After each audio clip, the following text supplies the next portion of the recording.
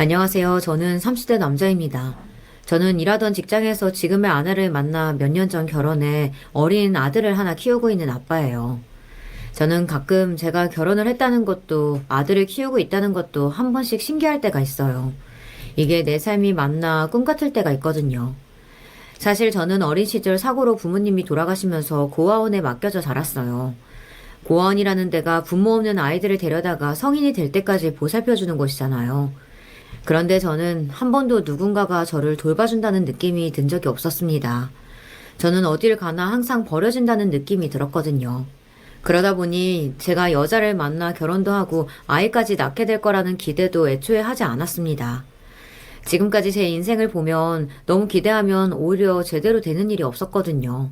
그런데 제가 기대를 안 하고 있으니 웬일로 하늘에서 선물처럼 툭 하고 지금의 아내를 보내주셨어요. 아내는 같은 직장에서 일하다 만났는데요. 제 눈에는 너무 예쁘고 발랄한 게 제 이상형이었습니다. 더군다나 아내는 외동딸로 부모님께 사랑을 듬뿍 받고 자랐어요. 그래서인지 애교도 많고 아기 같을 때가 많았습니다. 아내는 남자친구인 저에게도 애교가 많고 언제나 의지했어요. 그러면서 저에게 입버릇처럼 한 말이 제가 나이에 비해 의젓해서 듬직하다는 말을 많이 했습니다. 저랑 꼭 결혼하고 싶다고요. 연애하면서 종종 지금의 장인 장모님들과 자주 만나고 집에 놀러 가기도 했었는데요. 장인 장모님은 제가 부모님이 일찍 돌아가셔서 고아원에서 자랐다는 걸 들으시고도 아내와의 결혼을 반대하시지 않았어요. 이렇게 말하면 웃기지만 오히려 반기는 분위기였습니다. 여자들끼리 우스갯소리로 부모 없는 고아랑 결혼하고 싶다는 소리 하잖아. 나는 그 말 이해한다니까. 나도 시집살이를 심하게 당해서 그런지 내 딸은 괜히 깐깐한 시부모 있는 집에 시집가서 고생하는 거 싫어. 차라리 자네처럼 부모 없는 게 더 낫지. 하긴 우리도 아들이 없어서 아들 같은 사위에 들어왔으면 좋겠다. 입버릇처럼 말했었는데 우리 딸이 진짜 아들을 데리고 왔네. 장인 장모님은 결혼 전부터 저를 아들처럼 대해주셨습니다. 집에 자주 초대해서 밥도 많이 해주시고 여행 갈 때도 저까지 같이 데려가 주셨어요. 물론 그게 다 아내를 걱정해서 그러신 거긴 해요. 장인 장모님께서 워낙 아내를 애지중지하셔서 아내가 친구들이랑 여행 가거나 놀러 가는 것도 허락해 주시지 않았었는데요. 저랑도 연애하는 동안 둘이서만 여행을 가거나 놀러 가는 게 불안하다며 같이 다니기를 바라셨거든요. 이런 이야기를 주변 사람들에게 하면 장인 장모님이 너무 유난하고 좀 심한 거 아니냐고 했지만 저는 오히려 좋았습니다. 제가 부모님의 사랑을 못 받고 자라서 그런지 오히려 장인 장모님처럼 자식을 챙기고 유난스러워 보일 정도로 아끼는 모습이 좋게 보였거든요. 저도 자식을 낳으면 너무 소중해 장인 장모님처럼 할 것 같다는 생각이 들기도 했고요. 저는 결혼하고 지난 몇 년 동안 내내 장인 장모님과 함께 살았습니다. 제 계획에 처가살이가 있었던 건 아니었는데요. 장인 장모님께서 사위를 데리고 살고 싶다고 집까지 사실 정도로 바라시니 제가 거절할 수가 없었죠. 아내와 처음 결혼 이야기가 나오자마자 장인어른께서 저에게 여러 번 하신 이야기가 있습니다. 저를 정말 친아들처럼 생각한다는 이야기였죠. 자네는 어떻게 생각할지 모르겠지만 나는 김서방 자네를 정말 내 아들이라고 생각해. 이 세상에 우리 딸을 제일 사랑하는 사람이 난 줄 알았는데 자네 만나고 나서 나만큼이나 내 딸 사랑해주는 녀석이 또 있구나 싶어 너무 든든하더라고. 항상 저에게 당신의 딸을 사랑해줘서 너무너무 고맙다라고 이야기하시면서 그러니 당신 마음을 좀 이해해달라는 이야기를 하셨습니다. 내가 우리 딸이랑 한 번도 떨어져서 살아본 적이 없어서 결혼해서도 꼭 데리고 살고 싶었어. 그래서 이 집도 새로 지은 거고. 자네도 돌아가신 부모님 많이 그리울 거 아니야. 우리랑 같이 살면 내가 진짜 아버지처럼 잘해줄 테니까 우리 같이 살아보자.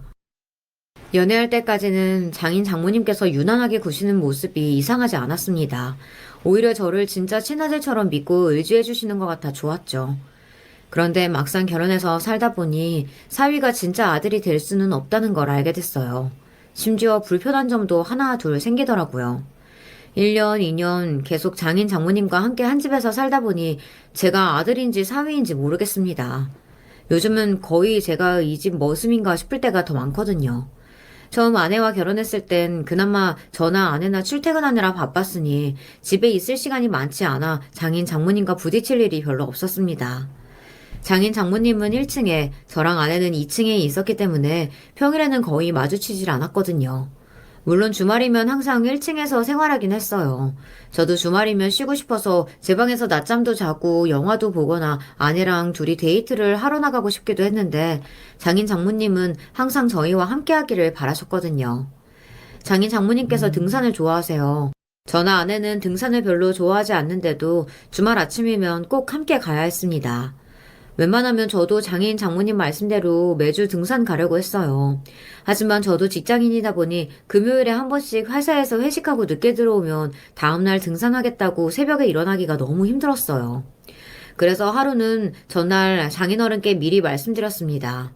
제가 회식을 하고 너무 늦게 들어와서 내일 하루는 좀 쉬고 싶다고요. 그러자 장인어른 표정이 별로 좋지 않으시더라고요. 그래도 말로는 알겠다 하셨어요. 뭐 내일은 하루 쉬고 그럼 일요일 아침에 가지 뭐. 그래도 매주 하던 건데 술 먹었다고 건너뛰면 다음 주에도 회복이 안 돼요. 장인어른은 등산에 진심이셨습니다. 토요일날 못 가면 일요일에라도 가자고 하셨어요. 저는 그나마 토요일에라도 하루 쉴 수 있어서 다행이다 싶었습니다. 그런데 그냥 그러지 말 걸 그랬어요. 차라리 힘들어도 토요일날 가고 말 걸 괜히 하루 쉰다고 했다가 일요일날 폭풍 잔소리를 들어야 했습니다. 나도 사회생활 해봤지만 상사들이 순준다고 그렇게 넙죽넙죽 받아먹으면 안 돼. 안 그래도 김서방 배 나온 게 콜레스테롤 수치 높을까봐 걱정되는데 자꾸 늦게까지 술 먹고 다니면 어떡해? 원래도 장인어른이 잔소리가 많은 편이세요. 제가 평소에도 술을 많이 먹으면 모르겠는데 정말 회식 때만 손에 꼽히게 먹습니다. 그런데도 제가 회식만 하고 오면 잔소리를 하세요. 좋은 소리도 매일 들으면 피곤한데 듣기 싫은 소리를 매번 들으니 저도 피곤했습니다. 장모님은 제가 살집이 좀 있는 체형이라 결혼 전부터 건강 생각해서 살 빼라는 소리를 자주 하셨어요. 그나마 결혼하고 처가살이 하면서 살이 빠진 건데도 제가 배가 나왔다고 잔소리를 하셨죠. 처음 장인 장모님과 등산을 가게 된 것도 장모님께서 제 배가 불룩한 게 걱정된다고 하도 하셔서 같이 간 거였어요. 더군다나 제가 살이 조금이라도 찌면 저녁도 못 먹게 하신 적도 있습니다. 하루는 제가 퇴근하고 왔더니 장모님께서 밥상을 차리다가 슬쩍 제 눈치를 보시는 거예요. 저는 제가 없는 사이 두 분이 웬일로 싸우기라도 하셨나 했는데 그게 아니더라고요. 장인어른께서 제 밥을 주지 말라고 하신 거예요. 아니, 자네 장인이 김서방 자네 요즘 살찐 것 같다고 저녁을 주지 말라는 거야. 내가 아무리 그래도 일하고 오는 사람 어떻게 밥을 안 주냐고 했는데 김서방 밥은 자꾸 치우라고 성화네. 김서방, 자네 서운하게 생각하지 말고 들어. 내가 봤을 땐 자네 요즘 분명히 살이 한 5kg는 찐 것 같아. 저녁 며칠 굶고 나가서 달리기라도 하고 오는 거 어때? 그 순간 얼마나 민망했는지 몰라요. 지금껏 살면서 누구 눈치를 보고 산 적이 없었는데 밥 먹는 것까지 눈치를 봐야 하니 은근 서럽더라고요. 장인어른네 집안에 콜레스테롤이랑 혈압으로 돌아가신 분들이 많아요. 그래서 장인어른은 평생 식단 조절을 하며 운동을 매일 하십니다. 건강이 최고라면서요. 자네 이번에 건강검진했을 때 당뇨랑 고지혈증 다 조심해야 한다고 했잖아. 자네 부모님이 안 계시니 모르겠지만 그게 다 유전적으로 타고난 걸 수도 있어. 그러니까 평소에 관리를 잘해야지. 네. 아버님이 저 생각해서 하시는 말씀인 거 알죠. 그래도 매일 샐러드만 먹는 건 너무 힘들어요. 김서방 걱정하지 마. 내가 매일 다르게 맛있게 해줄 테니까. 덕분에 저는 5kg를 뺄 때까지 저녁에 집에 가서 샐러드만 먹어야 했습니다. 한 번은 점심도 대충 먹고 집에 오는 길에 너무 배가 고파 밖에서 대충 사 먹고 들어갔습니다. 그런데 제가 밖에서 밥을 먹고 들어온 걸 장인어른께서 단번에 아시곤 뭐라고 하셨어요. 살 빼는 건 본인 의지가 제일 중요해. 자네 장모가 자네 해주겠다고 매일 시장 가서 신선한 채소 사다가 샐러드 해주는데 자네는 자꾸 밖에서 살찌는 음식 먹고 들어오면 되겠어? 죄송해요. 제가 오늘은 점심도 제대로 못 먹어서 배가 너무 고파서 집에 올 때까지 참을 수가 없었어요. 회사에서 집까지 1시간이에요. 밀리면 1시간 반도 걸립니다. 그런 와중에 밥도 제대로 못 먹어서 배고프면 너무 힘들어요. 참다 혼자 밖에서 사 먹고 온 건데 제가 애도 아니고 장인어른에게 혼날 때면 저도 모르게 속상하고는 합니다. 항상 저에게 아들이라고 하시면서 이게 진짜 아들에게 하시는 말이 맞나 싶어서요. 그러다 보니 저는 밖에서 사 먹지도 못하고 배고픔을 참고 와 샐러드를 먹었습니다.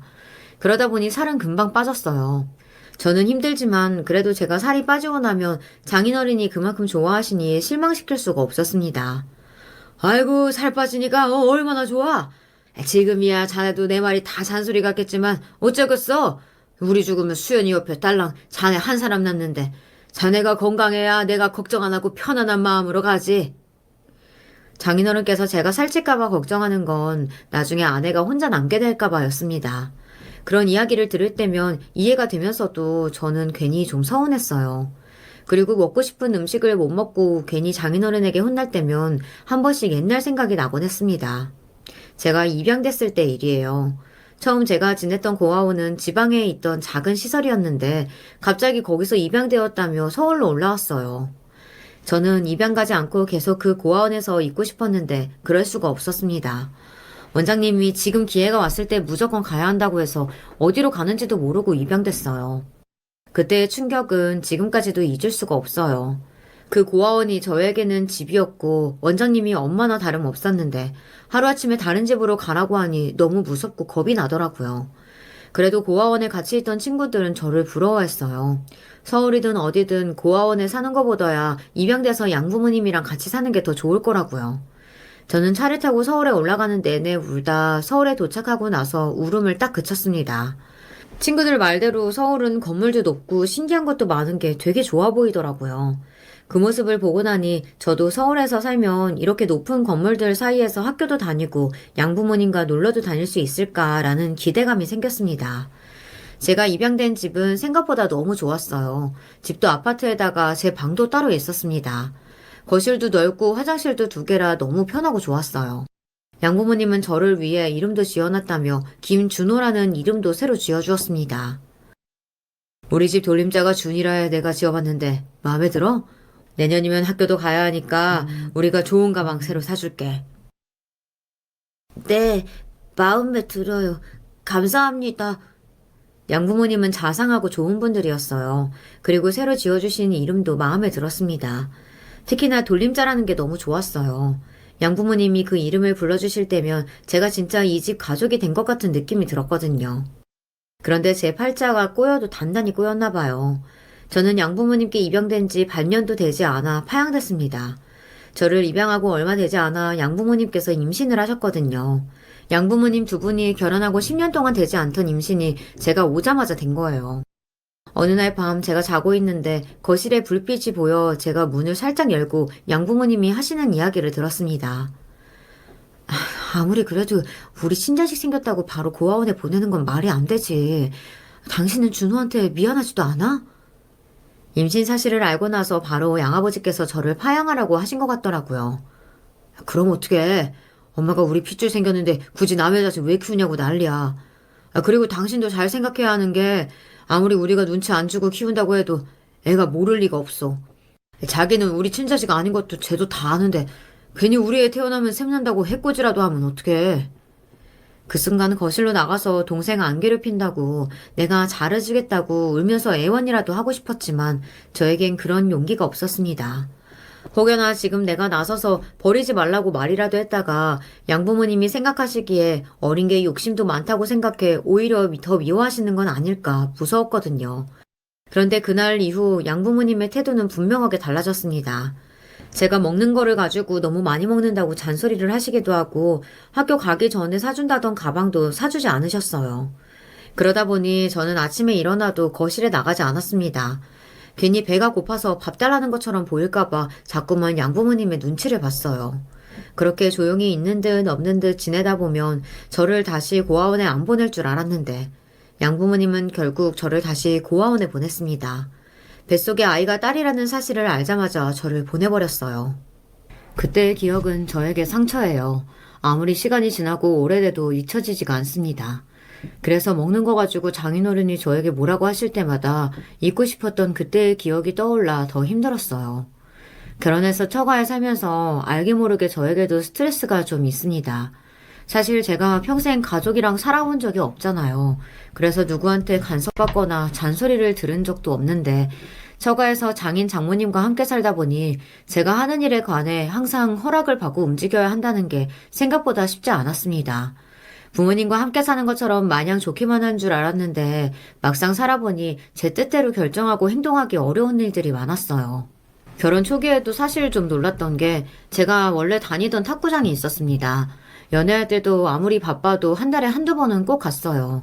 같이 치던 분들이 있어서 동호회가 있었거든요. 그래서 결혼하고도 몇 번 탁구장에 갔어요. 그런데 어느 날 갑자기 장모님께서 제가 탁구장에 가는 거 가지고 뭐라고 하시더라고요. 안 갔으면 좋겠다고요. 결혼하기 전이야 남자 혼자 자유롭게 생활할 수 있지만 이제 결혼도 했는데 그렇게 여자들 많은 동호회 혼자 다니는 거 남들이 보기에 좀 아닌 것 같아. 굳이 탁구 치러 가고 싶으면 우리랑 같이 가면 되잖아. 탁구도 탁구인데 그 전부터 알던 사람들이라 동호회처럼 한 달에 한두 번 만나서 하는 모임이 있어서요. 늦지 않게 오겠습니다. 아내도 특별히 가지 말라고 안 하는데 장모님께서 가지 말라고 하시니 은근 기분이 별로더라고요. 제가 애도 아니고 운동하면서까지 이렇게 허락을 받아야 하나 해서요. 자네는 그렇게 혼자 하고 싶은 거 다 하고 살 거면서 결혼은 뭐하러 했어? 우리 딸은 평일 내내 힘들게 일하고 주말에 집에 혼자 있는데 혼자 두고 나가기 안쓰럽지도 않아? 장모님께서 그렇게까지 말씀하시는데 제가 어떻게 나가겠어요. 저는 결국 약속을 취소하고 아내와 영화를 보러 가야 했습니다. 물론 그런 일 정도는 결혼 초기이고 아내가 집에 혼자 있는 게 안쓰러워서 장모님도 그러실 수 있다고 생각해요. 그런데 얼마 뒤 장모님께서 저를 힘들게 하신 일이 또 있었습니다. 제가 회사에서 일이 좀 있었어요.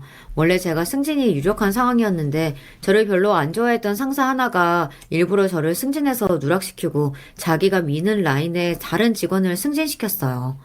안 그래도 그 상사는 따로 회식하거나 사적으로 만날 때마다 제가 고아원에서 잘한 걸 가지고 은근히 사람들 앞에서 무시하고 비웃었던 사람이에요. 지금까지 살면서 그런 사람들을 처음 본 거는 아니다 보니 저도 웬만하면 무시하면서 버텼는데 그때 일은 저도 많이 참기 힘들었습니다. 개인적으로 저를 무시하거나 비웃는 건 그러려니 하겠는데 회사에서 업무 관련된 일까지 저를 무시하니 참기 힘들더라고요. 더군다나 제가 승진해서 누락되면서 저는 다른 팀으로 이동하게 됐습니다. 직장을 다닌 지 10년이 넘었지만 그동안 단 한 번도 해본 적이 없던 일이라 적응하기 힘들었어요. 그래서 하루는 아내에게 진지하게 이직을 하는 게 어떨까 싶다고 상의를 했습니다. 마음 약한 아내 성격에 제가 그렇게 말하면 걱정할 거라는 걸 알았지만 저도 어디다 말할 데도 없으니 답답한 마음에 털어놓은 거예요. 그런데 바로 다음 날 황당한 일이 좀 있었습니다. 저녁에 퇴근하고 와서 혼자 저녁을 먹는데 장모님께서 쓱 제 옆에 앉으시더니 회사 이야기를 꺼내시더라고요. 자네 회사 그만두고 싶다고 했다면서? 아이고 이 사람아 사회생활 하루 이틀 하는 거 아니면서 승진 좀 안 된 거 가지고 그러면 돼? 그럴수록 자네가 더 씩씩하게 이겨내고 더 열심히 해야지. 세상에 열심히 하는 사람 미워하는 사람은 없다. 그리고 자네 나이에 지금 그만두면 어느 회사에서 받아주겠어. 그러니까 이직 생각은 하지도 마. 네, 저도 지금 당장 그만두겠다고 한 이야기는 아니에요. 그냥 회사가 좀 힘들어서 지나가는 말로 한 거죠. 안 힘들면 그게 회사야? 나나 자네 장인도 이 나이에도 나가서 일하는데 자네가 벌써 그러면 안 되지. 가족이니 걱정하시는 마음은 충분히 알지만 아무리 그래도 제 자존심이 걸린 이야기를 아내가 바로 장모님께 얘기했다는 것에도 마음이 상했고 장모님의 반응에도 마음이 좋지 않았습니다. 제가 지금 당장 그만두고 집에서 놀겠다는 것도 아니었는데 혹여 제가 일을 그만두기라도 할까봐 다들 전전긍긍하니 아무리 가족이라도 나를 응원해주는 사람은 없구나라는 느낌이 들었습니다. 뭐 결국 그맘때 아내가 아이를 임신해서 제 이직 이슈는 금방 마무리되긴 했지만 그때 장모님께서 제게 하신 이야기가 신경 쓰이지 않으려고 해도 자꾸만 불쑥 생각날 때가 있습니다. 그럴 때면 저도 모르게 가슴이 답답하고 울적해요. 회사 일도 일이었지만 제가 정말 장인 장모님께 서운했던 건 육아휴직 때였어요. 그 전에도 장인 장모님께서 아무리 저를 친아들처럼 생각한다고 하셔도 저보다는 당신들의 딸이 우선이라는 거야 당연히 알고 있었지만 육아휴직 때 더 확실하게 알게 됐어요. 제가 아무리 아들 같은 사위라도 진짜 아들이 될 수 없다는 걸요. 저나 아내나 회사는 달라도 회사 내에서 직급도 같고 진급한 시험도 비슷한 시기에 있었어요. 그런데 육아휴직 이야기가 나오자마자 장인 장모님은 제가 아닌 아내에게 먼저 어떻게 하고 싶은지 물으셨죠. 아내는 일하고 싶다고 했어요. 승진 시험도 얼마 남지 않았기 때문에 이번엔 꼭 승진하고 싶다고 했습니다. 저도 아내를 응원해주고 싶어요. 하지만 저도 회사에 다니다 보니 제 상황도 고려할 수밖에 없었습니다. 그런데 그때 장인어른께서 이미 제가 육아휴직을 했으면 좋겠다는 투로 이야기를 하셨어요. 배불러서 10개월 고생하고 10시간 진통해서 나왔는데 육아휴직 정도는 내 딸이 하고 싶은 대로 하게 해줘도 되지 않겠어? 저렇게 말을 하는데 제가 어떻게 육아휴직을 안 하겠다고 우길 수가 있겠어요. 안 그래도 김서방 자네 이직하고 싶다고 했었잖아. 이 기회에 집에서 쉬면서 차차 생각 좀 해봐. 내가 일찍 와서 애 보는 것 좀 도와줄게. 장인 장모님께서 같이 부동산을 운영하시다 보니 비교적 시간이 여유로우세요. 그러다 보니 장모님께서 제가 육아휴직을 하면 같이 도와주시겠다고 했습니다. 그러면서 이직에 대해서도 좀 생각해 보라고요. 바로 얼마 전까지 이직은 꿈도 꾸지 말라고 하시더니만 아내가 임신하자 말을 바꾸시니 저로서는 기가 찼습니다. 사실 그때 저도 여러 생각이 들었어요. 저도 좀 유치하긴 하지만 만약 저에게 부모님이 계셨다면 그래도 이렇게 쉽게 제가 육아휴직을 먼저 하지는 않았을 거란 치사한 생각이 들더라고요. 그렇잖아요. 아무리 시대가 변했다고 해도 아들 가진 부모가 며느리 대신해서 자기 아들이 육아휴직 하겠다는 걸 그냥 보고만 있지는 않을 테니까요. 하지만 저로서는 더 할 수 있는 일이 없었습니다. 제 가족인 장인 장모님과 아내가 제가 육아휴직 하기만을 바랬으니까요. 사실 뉴스 여기저기서 남자들의 육아휴직이 늘었다고 이야기는 하지만 실상 제가 다니던 회사에서는 흔한 일이 아니었어요. 처음 육아휴직 제도가 생겼을 때 대부분 여자 직원이 신청하기도 했고 작년에 한 번은 저와 같은 직급의 남자 직원이 신청했다가 복직하자마자 다른 부서로 발령이 나기도 했거든요. 승진은 당연히 하지도 못했고요. 육아휴직에 관해서 상의하면서 아내에게 이런 이야기를 하긴 했는데 아내는 그래도 제가 육아휴직을 해야 한다고 했어요. 나도 임신했을 때 회사에서 별의별 소리 다 들어가면서 다녔어. 더군다나 애 낳고 왔더니만 부장이 한다는 말이 바로 육아휴직 쓸 거지? 요즘 세상이 이렇게 좋아졌다니까. 일은 안 하는데 회사에서 돈도 주고. 그러더라니까. 그런 소리 들어도 난 우리 새끼 생각해서 꾹 참았는데 당신은 육아휴직 잠깐 먼저 하는 거 가지고 자꾸 그래야 돼? 아니, 나는 한 번도 회사 쉬어본 적이 없으니까 좀 겁도 나고 걱정도 되니까. 알았어. 당신이 임신하고 애 낳느라 고생했는데 이 정도는 아빠인 내가 해야지. 아내 말이 틀린 말은 아닙니다.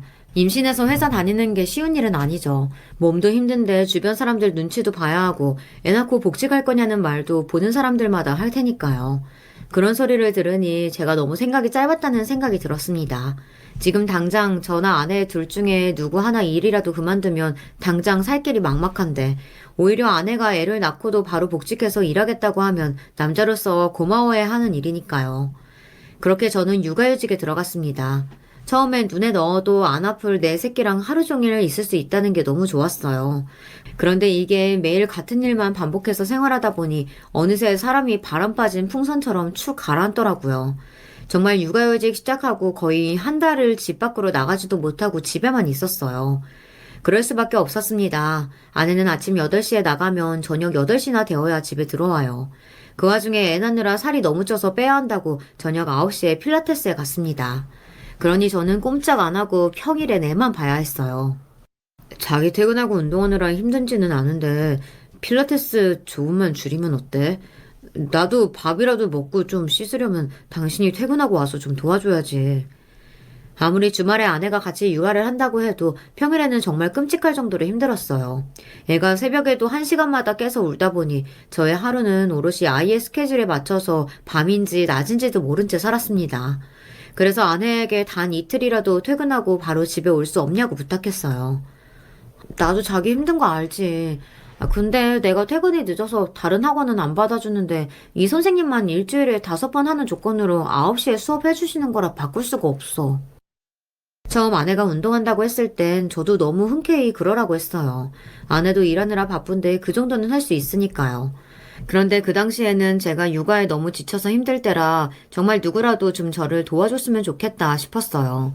이러다가는 진짜 우울증에 걸릴 것 같더라고요. 그러다 보니 자기 자신만 생각하는 아내가 너무도 원망스러웠습니다. 자기 진짜 너무한 거 아니야? 자기는 내가 하루 종일 어떻게 지냈는지 관심이나 있어? 내가 지금 제대로 씻지도 못하고 밥도 못 먹고 우울증 걸리기 직전이야. 자기는 회사도 다니고 운동도 하러 다니면서 나 생각해서 그거 며칠 빼주지도 못해? 저도 제가 이런 이야기를 하게 될 줄은 몰랐는데 사람이 잠을 못 자고 내 생활을 하지 못하다 보니 자꾸만 사소한 일에도 화가 나더라고요. 자기, 왜 이렇게 짜증을 내? 아, 그리고 엄살 좀 그만 부려. 집에서 맨날 애랑 노는 게 뭐가 힘들다 그래? 거기다가 엄마가 퇴근하고 와서 매일 저녁에 애 씻기는 거 도와주잖아. 거기다가 매일 저녁도 차려주고. 그런데도 꼭 그렇게 힘들다고 징징 걸어야 되겠어? 저는 아내의 태도가 너무 실망스러웠습니다. 제가 너무 힘들다고 이러다가 우울증에 걸릴 것 같다고 이야기를 하는데도 아내는 장모님까지 도와주시는데 뭐가 그렇게 불만이 많냐고 했어요. 아내가 저를 전혀 배려해주지 않는다는 생각이 드니 저도 더는 말하고 싶지 않더군요. 그 이후로는 아내에게 일절 힘들다는 이야기를 하지 않았어요. 어차피 제가 이러쿵저러쿵 이야기해봐야 엄살 피우고 징징거린다고 생각하는데 말해봐야 소용이 없다고 생각했죠. 그리고 어떻게든 남은 육아휴직을 힘내서 잘 견뎌내고 육아휴직이 끝나는 대로 저도 아내에게 똑같이 해주겠다 마음먹었습니다. 저도 알아요. 남자가 뭘 그런 거 가지고 그렇게 쪼잔하게 구는지요. 하지만 저는 진심으로 그때 너무 힘들었어요. 제 인생이 남들보다 평범하진 않아 부모도 없이 고아원에서 사느라 고생했지만 육아도 그만큼이나 힘들더라고요. 더군다나 애는 저 혼자 낳은 게 아니잖아요. 제가 아빠고 아내가 엄만데 저에게만 모든 일을 떠넘기는 아내의 태도에 앞으로 우리가 부부로서 정말 힘든 일도 잘 헤쳐나갈 수 있을까라는 걱정이 들기도 했습니다. 아내는 지금처럼 자기 생각만 할 게 뻔하니까요. 집에서 하루 종일 아이와 있다 보면 저에 대해 생각할 시간이 많습니다.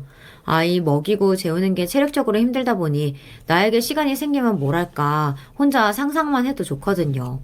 우선 저는 육아휴직이 끝나고 복직하는 대로 다른 직원들이랑 점심도 나가서 먹고 회식도 같이 다니고 싶어요. 그 전에는 밥 먹을 때까지 일 이야기하기 싫어서 따로 먹기도 하고 그랬었는데 집에서 아이만 보고 있다 보니 아이가 아닌 다른 사람들이랑 떠들고 싶더라고요. 그리고 다음으로 생각한 게 공부였습니다. 집에 예전에 제가 사다 놓은 책이 많아요. 직장을 다닐 때 일이 바쁘다는 핑계로 보지도 않았는데 집에 있으니 되게 보고 싶더라고요. 하지만 조금 공부하려고 하면 애가 깨고 보채니 그 또한 쉽지 않았어요.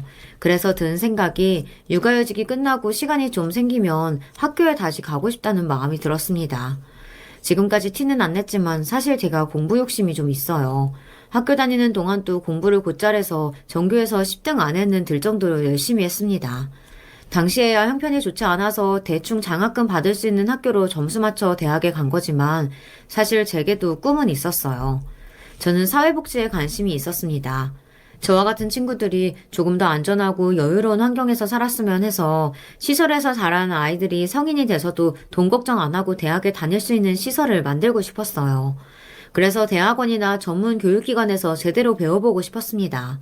그런데 지금까지는 결혼해서 아이 키우면서 사느라 그럴 여유가 없었어요.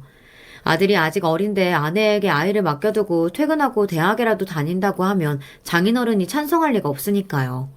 하지만 저도 더는 희생만 하면서 살 수는 없었습니다. 지금까지 제가 육아휴직을 하면서 느낀 게 많아요. 아들을 키우는 것도 너무 중요하고 가정을 위해 희생하는 것도 당연하지만 저 스스로도 챙기고 아껴줘야 한다는 걸요. 아들이 조금씩 커가는 모습을 바로 옆에서 매일 보다 보니 제가 더 멋진 아빠가 되어야겠다는 생각이 들었습니다. 그래서 결심이 섰어요. 못한 공부를 지금이라도 꼭 하고 싶다고요. 저는 아내에게 처음으로 부탁이라는 걸 했습니다.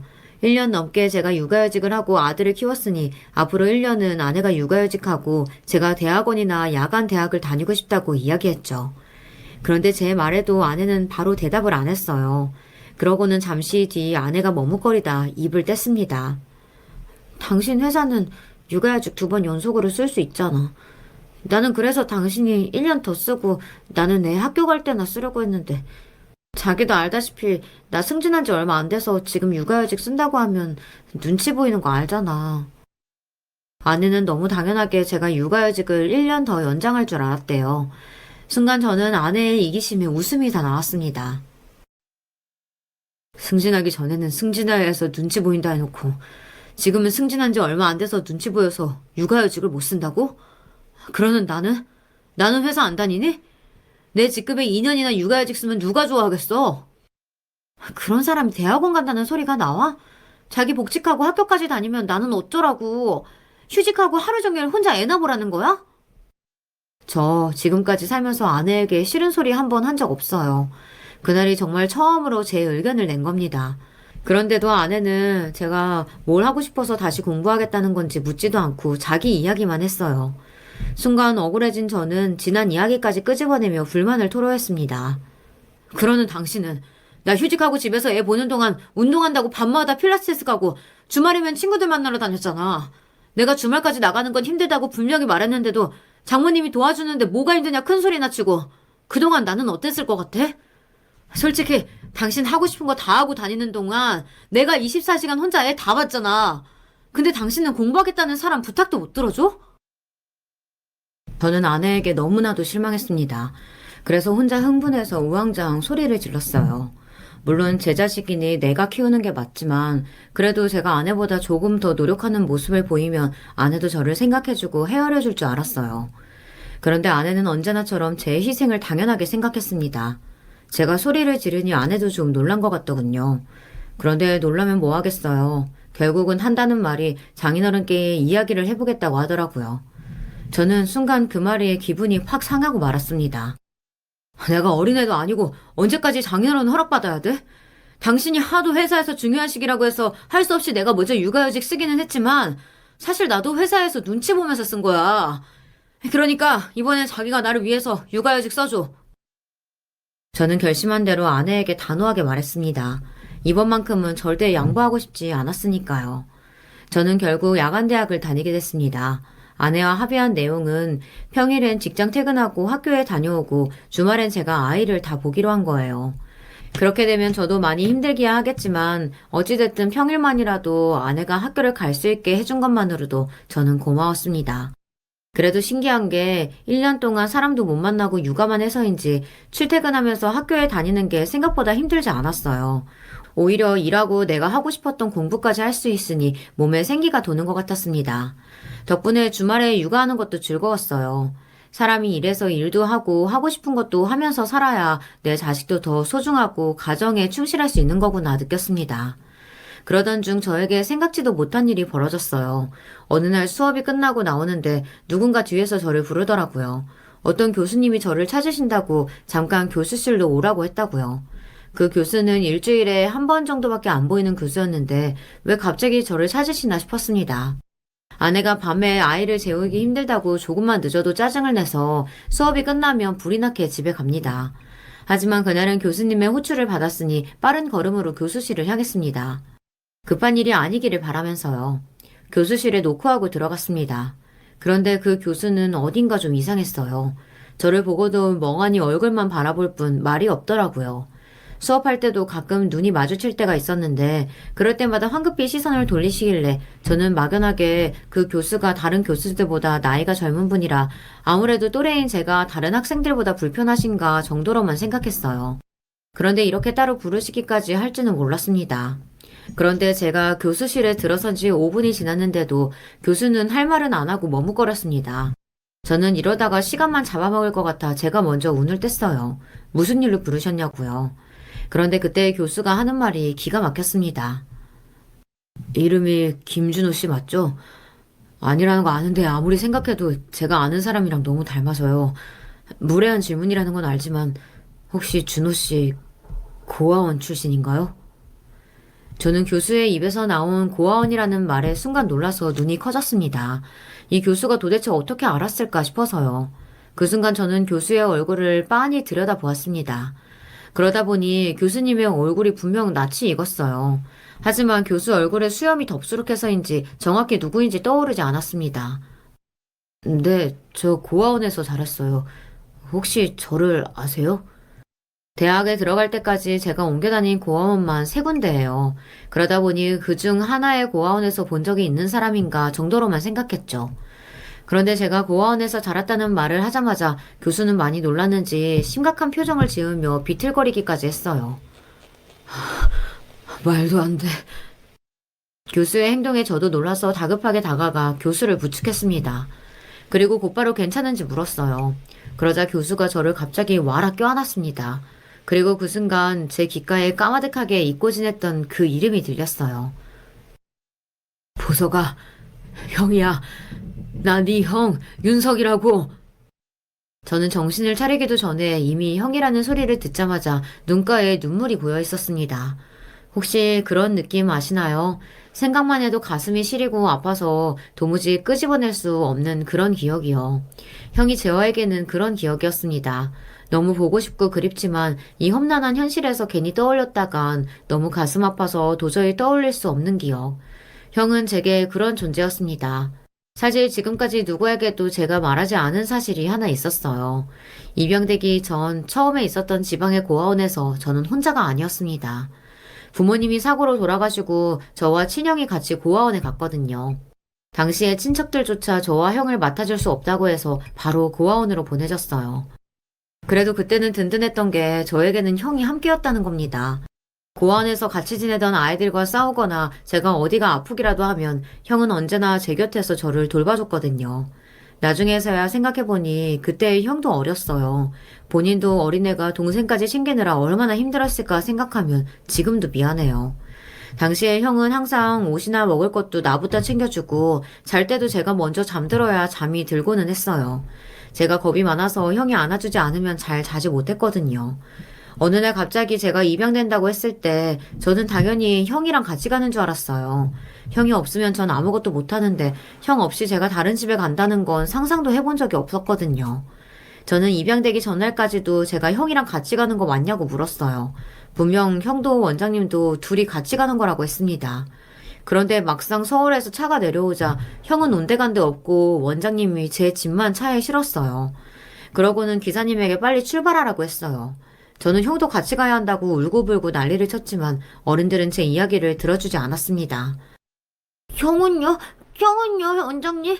저 형이랑 같이 가는 거 아니면 아무 데도 안 갈 거예요. 차 문도 문 닫게 붙잡고 저는 원장님에게 매달렸습니다. 철딱선이 없는 소리 하지 마. 형도 너도 좋은 집에 입양 가서 잘 살아야지. 그래야 하늘나라에서 엄마 아빠가 안심하지 않으시겠어? 원장님은 제가 입양 가는 게 형에게도 좋은 일이라고 하시며 가서 양부모님 말씀 잘 듣고 잘 지내라고 하셨어요. 그래야 형도 좋은 집에 입양 갈 수 있다고요. 그 말을 듣는데 저도 더는 할 말이 없었습니다. 그 어린 나이에도 내가 먼저 입양 가야 형도 입양 갈 수 있을 거라는 원장님의 말이 귀에 꽂혀서요.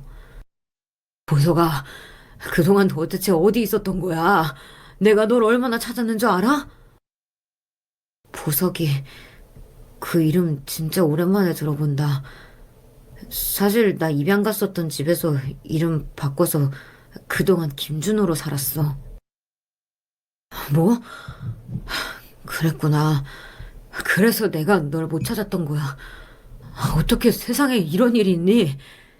정말 세상에 이런 일이 나올 만한 일이었습니다. 형은 제 이름이 바뀐 줄 모르고 계속해서 옛날 이름으로 저를 찾아다녔던 거예요.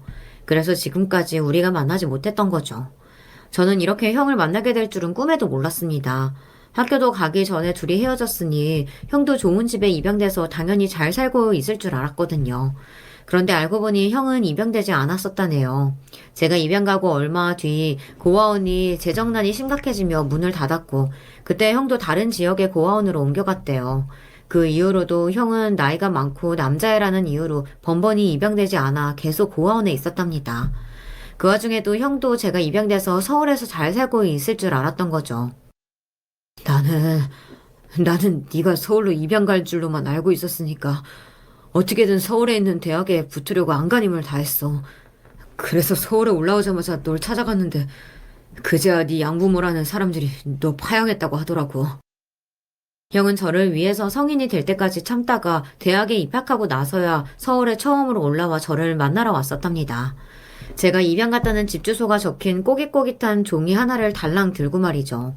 다른 걸 다 떠나서 그냥 잘 지내는지 얼굴만 보고 가려고요.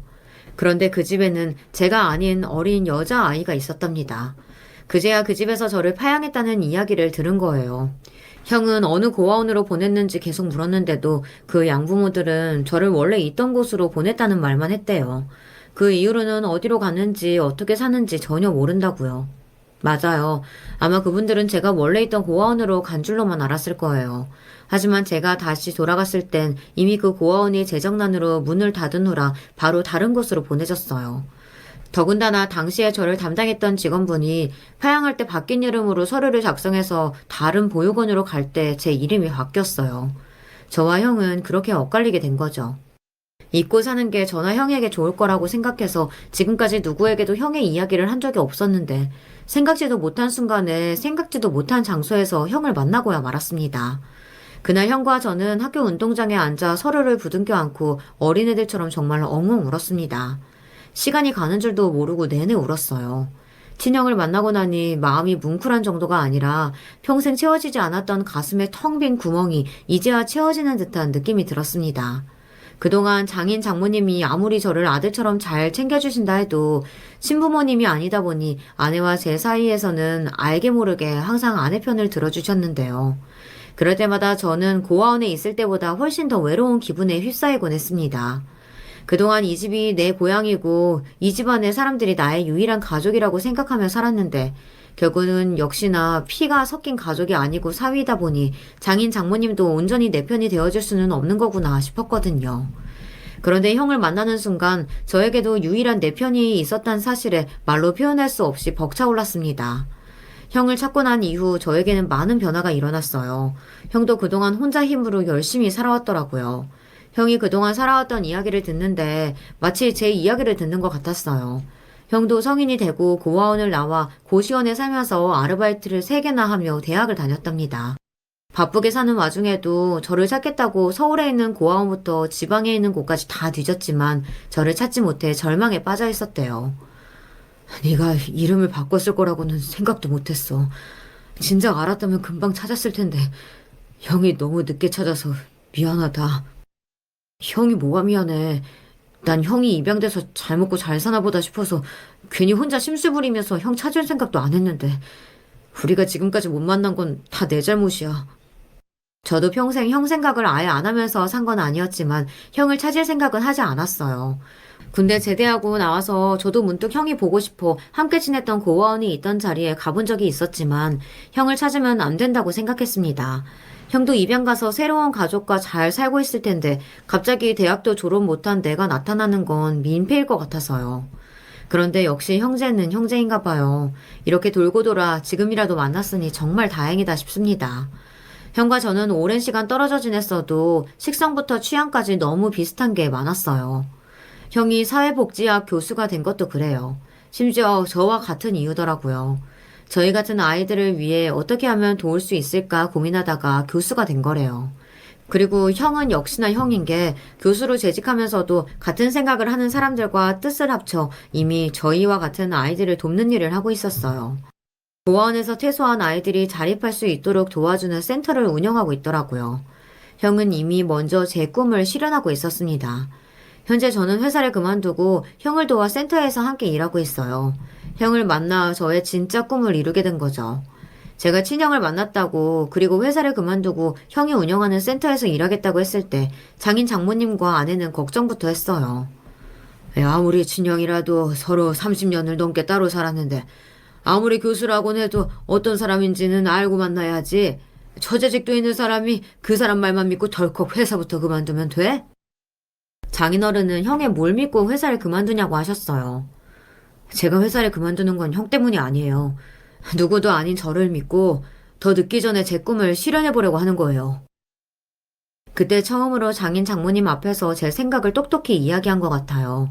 그전에는 머릿속에 떠오르는 말이 있어도 항상 장인 장모님 눈치를 보기 바빴는데 제 곁에 형이 있다는 것만으로도 이상하게 힘이 나고 용기가 생기는 게 뭐든 다 할 수 있을 것 같았습니다. 그 이후로 종종 형이 집에 놀러와서 식사도 함께 하고 갑니다. 처가 식구들은 형을 자주 보다 보니 어느새 가까워져 제 가족으로 인정해 주었어요. 장인 장모님과 아내 그리고 형이 함께 식탁에 앉아 밥을 먹을 때면 기분이 이상해요. 장인어른이 평소처럼 저에게 고기만 먹지 말고 채소도 좀 먹으라고 잔소리를 하면 형이 옆에서 듣다가 장인어른 몰래 제 그릇에 고기를 올려주곤 해요. 그 모습에 저는 웃음이 터지고 맙니다. 그 전에는 느낀 적이 없었는데 그 순간엔 진짜 내 가족이 다 완성된 것만 같은 기분이 듭니다. 요즘 저는 너무 행복해요. 제가 하고 싶던 일도 하면서 평생 그리웠던 형도 아무 때나 볼 수 있으니 처가에서 살면서 장인어른에게 잔소리를 좀 들어도 아내가 아이를 보느라 힘들었다고 투정을 부려도 이제 다 괜찮더라고요. 가족이란 게 원래 서로 싫은 소리도 좀 하고 그러다가 서로 힘들 때는 누구보다 힘이 되는 존재가 되기도 하며 사는 거니까요.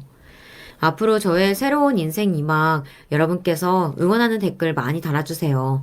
그리고 여러분의 가정에도 항상 행복한 일만 가득하시길 바라겠습니다. 안녕하세요. 저는 30대 중반의 여성입니다. 현재 결혼은 했고 5살 된 딸아이를 키우고 있어요. 그리고 현재 대형병원 구내식당에서 일하고 있습니다. 남편은 나름 탄탄한 중견기업에서 일하고 있고 시댁 식구들은 잘 사는 편에 속해요. 그럼에도 불구하고 제가 병원 구내식당에서 일하게 된 이유는 그냥 집에 있기 심심해서인 게 제일 크겠네요. 그리고 언젠가 한 번쯤은 제가 스스로 돈을 벌어보고 싶은 이유도 있었거든요. 저는 아르바이트 같은 걸 한 번도 해본 적이 없습니다. 어떻게 보면 굉장히 축복받은 인생이죠. 아니, 어떻게 보면이 아니긴 합니다. 굉장히 부잣집에서 나고 자랐으니까 말입니다. 당신은 집안에 비해 진짜 너무 수수한 것 같아. 그래서 나 당신 집에 인사 가기 전까지 당신이 하는 말 다는 안 믿었어. 거짓말일 수도 있다고 생각했어? 응. 저희 집은 아버지가 대형병원 이사장, 어머니가 의사세요. 그리고 하나 있는 언니도 그 병원에서 의사로 일하고 있고요. 말 그대로 의사 집안이죠. 저만 빼고요. 그래서 어렸을 때는 스트레스를 많이 받았었습니다. 저는 공부도 그다지 잘하지 못하고 잘난 부분이 없는데 부모님과 언니는 너무 잘났으니까요. 그런데 어느 날 아버지가 그러시더군요. 꼭 많이 배우고 좋은 직장을 가져야만 가치가 있는 사람이 아니다. 네가 누군가에게 좋은 사람이고 필요한 사람이고 있어야 하는 사람이면 충분히 가치가 있는 사람인 거야. 100명의 의사보다 한 명의 그냥 평범한 사람이 누군가에겐 더 필요할 수도 있으니까. 저희 가족은 제가 공부를 못한다고 좋은 직장에 취직하지 못한다고 구박하거나 무시하거나 하지 않았습니다. 그것 또한 제 복이죠. 어떻게 보면 제가 타고난 복 중에 가장 큰 복이 아닐까 싶기도 하고요. 하지만 그래도 주변에 집안 이야기는 잘 하지 않았어요. 여러 가지 이유가 있었지만 그중 가장 큰 이유는 근데 너는 왜 그래? 하는 시선과 질문들 때문이었습니다. 그런 대단한 집에 자식으로 태어나 학벌도 직업도 그 외에 다른 모든 것들에서 볼거리라고는 없는 저에 대해 사람들은 늘 궁금했었거든요. 오죽하면 입양아가 아니냐는 소문까지 돌 정도였어요. 그 때문에 엄마가 굉장히 화를 내셨던 적도 있었습니다. 사람들이 너무 천박해. 어떻게 그런 생각을 할 수가 있어? 그리고 생각하더라도 그걸 어떻게 남들에게 말하고 다닐 수 있냐고! 저와 언니가 뜯어말리지 않았으면 엄마는 그 소문을 퍼뜨리고 다니는 사람들을 다 잡아다가 가만두지 않을 것처럼 굴었어요. 이만큼 저는 우리 가족과는 전혀 닮지 않은 둘째 딸입니다. 아무리 제가 성격이 좋고 무심한 성격이라 하더라도 이 정도면 신경이 쓰일 수밖에 없겠죠? 그래서 정말 가깝거나 편한 사람들 아니면 저희 집안 이야기는 하지 않는 편이었어요. 그래서 남편과 연애할 때도 말하지 않았습니다. 나중에 결혼 이야기를 서로 나누게 됐을 때쯤에 이야기했어요. 남편은 처음에는 물론 믿지 않는 듯 보였지만 저희 집에 인사를 가고 하면서 제 이야기가 진짜라는 걸 알게 되었죠.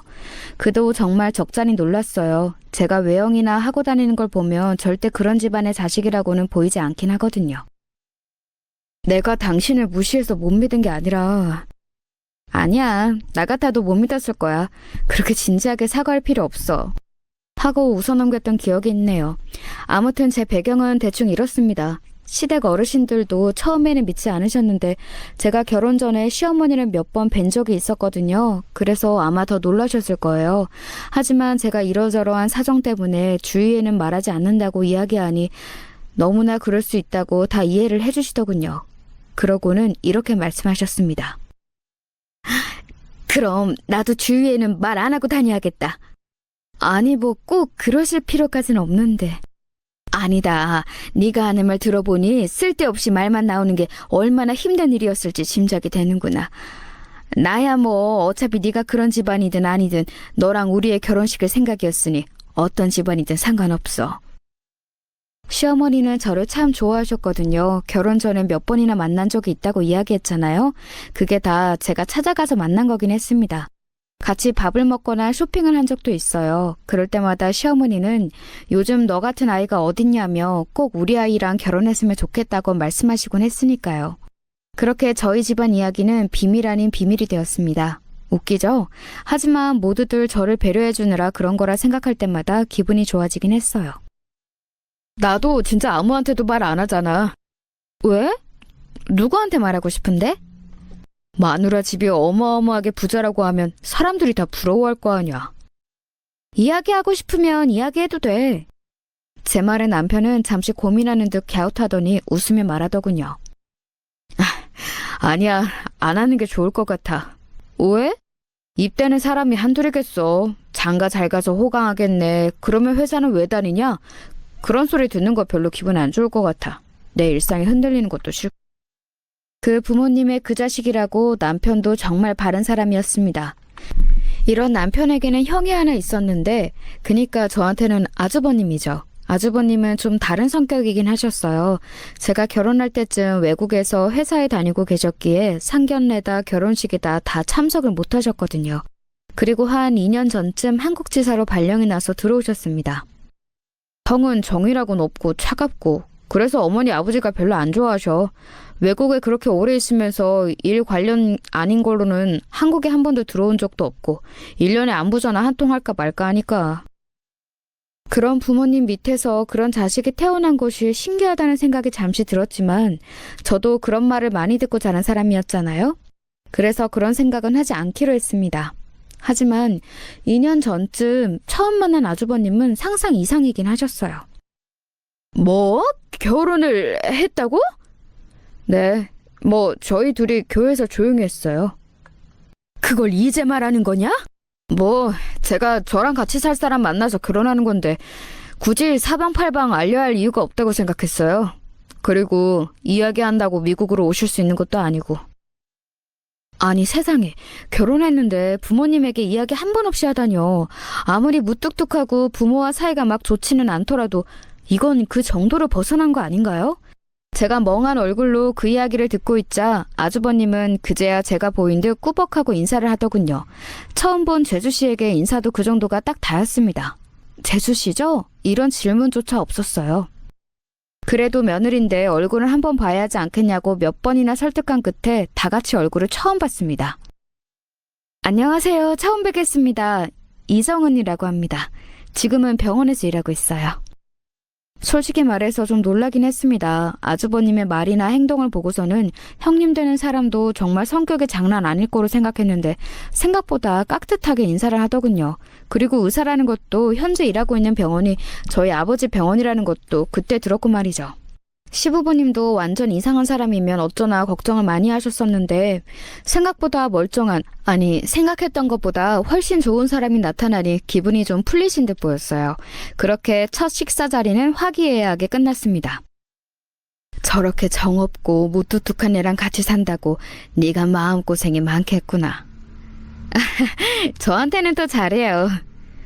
그러면 다행이긴 한데 제가 잘해봤자 하고 혀를 끌끌 차졌던 게 기억이 납니다. 그 이후로도 형님은 꽤 자주 뵈었어요. 엄청나게 자주는 아니지만 시댁에 행사가 있거나 가족들이 모이는 날이 있으면 아주버님을 끌고 나오거나 그게 되지 않으면 본인 혼자라도 왔으니 말입니다. 처음에는 저도 그런 형님과 잘 지내보려고 했어요. 아니, 잘 지낼 수 있다고 생각했습니다. 하지만 아니었어요. 그녀의 좋은 모습은 시부모님과 남편에게 한정된 모습이었습니다. 동서는 무슨 일해? 저요? 저는 그냥 집에서 살림만 해요. 처음 그 이야기를 했던 날 형님의 표정이 아직도 잊혀지지 않네요. 그 경악하던 표정 말입니다. 요즘도 집에서 살림만 하고 사는 사람이 있어? 서방님 직업도 막 엄청 좋은 건 아니던데 둘이 벌어야 하지 않아? 저희가 씀씀이가 크지 않아서 그 정도면 충분해요. 아휴, 그래도... 하면서 누가 봐도 저를 무시하는 듯한 눈빛으로 저를 훑어봤어요. 그리고 그 이후로 저를 무시했습니다. 일부러 그러는 건지 아닌 건지는 모르겠지만 모든 말과 행동에 저를 무시하는 뉘앙스가 깔려 있었어요. 동서는 잘 모르려나? 이런 말은 밥 먹듯이 했고 말이죠. 저 들으라는 듯 그런 말을 할 때도 있었어요. 요즘 집에서 남편이 벌어다주는 돈만으로 생활하는 여자들 잘 없잖아요. 분명 저 들으라고 하는 말이었습니다. 그렇게 말하고서는 저를 한번 슬쩍 봤거든요. 근데 또 다른 사람들에게는 그런 티를 내지 않는 편이어서 이런 말을 어디에다가 하기도 그랬어요. 그래서 한 번은 언니에게 상담했던 적도 있습니다. 그런 애들이 제일 못된 애들이야. 진짜 완전 재수없다. 우리 병원 의사라고? 한번 알아봐야지. 됐어. 형님은 내가 어느 집안 딸인지도 몰라. 확 말해버려. 네가 다니는 그 병원 우리 아빠 거다. 그러면 또 부모 믿고 팽팽 노냐고 할 텐데 그 소리는 더 듣기 싫어. 아니, 그냥 너한테 찍소리도 못하게 되지 않을까? 그런가? 확 말해버려? 언니랑 그렇게 이야기를 나누긴 했지만 말을 하지는 않았어요. 뭐 일부러 안 했다기보다는 그냥 내가 네가 다니는 병원 이사장 딸이다 라고 말하는 것 자체가 좀 없어 보이잖아요. 그렇게 얼마간의 시간이 지났습니다. 그동안은 뭐 자주 마주칠 일이 없어서 대화할 시간이 없긴 했어요. 그러다 시어머니의 생신이 찾아왔습니다. 어머니, 이거 선물. 아이고, 이렇게 같이 모여서 밥 먹어주는 것만으로도 노인네한테는 선물인데 다들 정말 고맙다, 고마워. 제가 시어머니에게 건넨 종이 가방을 형님이 정말 빤히 쳐다보더군요. 그게 명품 종이 가방이었거든요. 시어머니 생신 때 한 번도 크게 생신 선물을 챙겨드린 일이 없었는데 이번에는 칠순이기도 하셔서 큰맘 먹고 준비한 명품 가방이었습니다. 저는 현금으로... 형님이 그렇게 말하며 봉투를 건네더군요. 딱 봐도 두툼해 보이긴 했습니다. 아유, 현금 좋지. 며느리들 잘 본 덕분에 내가 호강하네, 호강해. 그러게, 당신 좋겠네. 정말 그야말로 화기애애한 식사 자리였어요. 모두 웃고 떠들었습니다. 단 한 사람, 형님만 제외하면 말이죠. 어디 좋지 않은 일이 있거나 몸이 안 좋은 거로 생각했습니다. 내내 표정이 좋지 않았으니까요. 그런데 기분이 좋지 않았던 뜻밖의 이유가 있었더라고요. 제가 화장실을 가기 위해 식사를 하던 방에서 나올 때였어요. 형님이 따라 나오더군요. 그래서 저는 형님도 화장실을 가려나 보다 하고 그냥 돌아서는데 저를 잡아 세웠습니다. 동서, 나랑 이야기 좀 해. 그러고는 식당 밖으로 나가더군요. 그래서 따라 나갔어요. 갑자기 왜 저러나 뭐가 또 마음에 안 드나 싶어 갸웃했지만 오늘 저는 진짜 아무것도 그녀의 신경에 거슬릴 만한 말과 행동을 한 적이 없거든요. 그래서 별일 아니겠거니 생각하며 따라 나갔습니다. 정말 별일 아니긴 했지만 어이가 없는 일이긴 했어요. 지금 다시 생각해도 어이가 없네요. 그런 생신 선물을 할 거면 미리 나랑 상의를 해야 하는 거 아니야? 네? 팔짱을 끼고 따지듯 묻는 형님에게 제가 되물었습니다. 그걸 제가 왜 형님이랑 상의해요? 그래야 내가 금액을 대충 맞추지. 생신 선물을 금액을 맞춰서 해야 하는 거예요? 그러는 형님도 어머님께 현금 얼마나 하시는지 저한테 이야기 안 하셨잖아요? 제 말에 형님은 기가 찬다는 듯 헛웃음을 짓더니 말을 이었습니다. 일부러 이러는 거지? 제가요? 뭐가요? 나 엿먹으라고 일부러 이러는 거 아니냐고. 어떻게 하면 생각이 그리로 튀는지 정말 궁금하더군요. 제가 정말 어이없다는 얼굴로 형님을 바라보고 있자 그러는 자신이 더 어이가 없다는 듯 인상을 쓰며 말을 이어갔습니다. 그래봐야 우리 그이가 큰아들이야. 그러니까 발악 작작해. 네? 무슨 발악을 한다는 거예요? 진짜 끝까지 순진한 척이네, 재수없게. 정말 도통 무슨 소리를 하는지 모르겠더군요. 하지만 이내 알 수 있었습니다. 어머님, 아버님께 잘 보여서 나중에 재산 더 받으려고 이러는 거 아니야? 제가요? 정말 한 번도 생각해보지 못한 일이라 크게 되물었습니다. 그랬더니 형님은 인상을 팍 쓰더군요. 그러고는 상당히 공격적으로 말을 이어갔습니다. 진짜 어디서 순진한 척 착한 척이야.